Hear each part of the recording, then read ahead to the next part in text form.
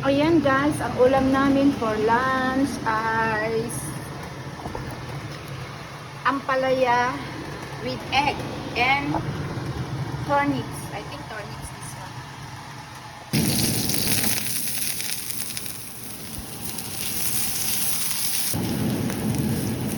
Fry muna bago ilagay yung ampalaya.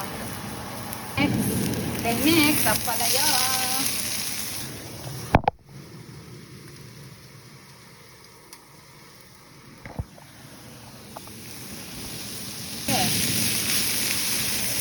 Ang pagluto ko ng ampalaya with egg.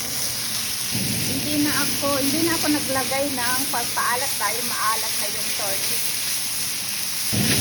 Ayan, stir-fry lang natin bago ilagay yung itlog.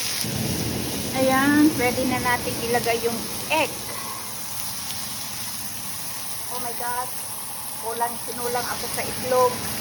Pwede na win. Kahit konti lang yung egg, at least malasa yung ampalaya. Gusto nila itong kainin.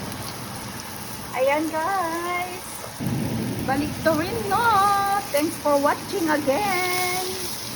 Thank you. Konti lang yung egg. Bye for now.